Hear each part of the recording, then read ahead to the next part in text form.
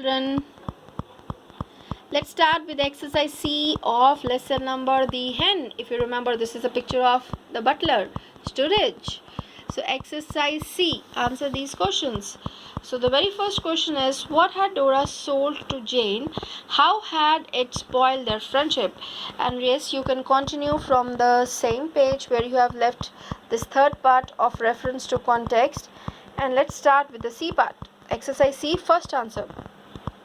Dora had sold Jane Martlet an exotic breed of high quality breed of hen at a very high price. Jane thought that she would get good value for her money in the form of a large number of chickens of good breed. However, if you remember, the same thing was there, no? She bought it that she's going to get more money with those chickens. However, the hen did not lay any eggs, and this issue spoiled their friendship. I'm going to keep here also again so that you can pause and write. This is exercise C, first answer.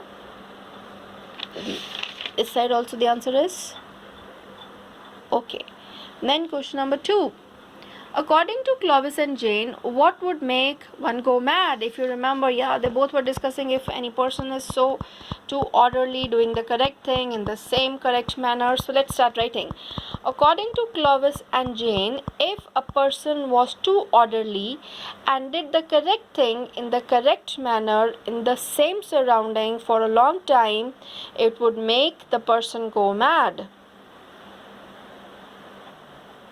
Yes. Question number 3. What, according to Clovis, was wrong with storage? What, according to Clovis, was wrong with storage? Yes.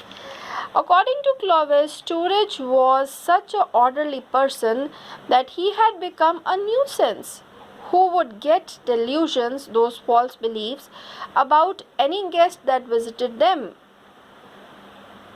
Yes. Question number 4. According to Clovis, who did Storage think Jane Martlet was? Why did it bother him? According to Clovis, this is question number 4. According to Clovis, who did Storage think Jane Martlet was? Why did it bother him? According to Clovis, Storage thought that Jane Martlet was Queen Anne, who should have been dead long ago. He said it bothered him because he saw Storage glowering, staring at Jane and muttering, "She should be dead." Oh, this was the main thing. I'm keeping it here so that you can pause and you can write. Question number 5. What did Clovis tell Storage to do? What happened as a result of it? Clovis told Storage to take the sword without the sheath. You remember that one? Clovis told Storage to take the sword to Jane Martlet. Then what happened? As soon as Storage went to Jane with the sword drawn, she ran out of the room in great swiftness. From the back stairs she ran. She vanished. Okay. Then we have think and answer exercise D. It was in the hall the next morning after a late breakfast that Clovis had his final inspiration, final touch of the story of the plan.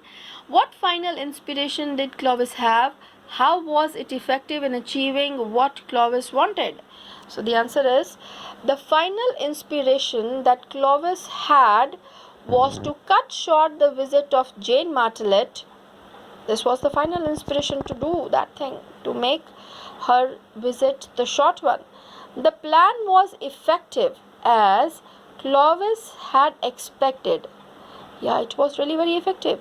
As soon as Storage entered the morning room with the sword drawn, Jane fled the room with lightning speed and later cut her visit short. So this was really like whatever he planned, it was working accordingly. Then the elaborate plan of Clovis to drive out Jane ultimately proved to be unnecessary. Why? You remember The ending? Yes. The whole plan proved unnecessary since Dora wrote the very same day that she had postponed her visit to Mrs. Sangrail's. You got it? So here I'm going to pause and you can write. Thank you. Keep reading books. God bless you. Yeah, and keep doing exercise. See, I was just going through this photo. Nowadays, don't keep sitting only there and just, be a little more active. Keep on doing exercises. God bless you.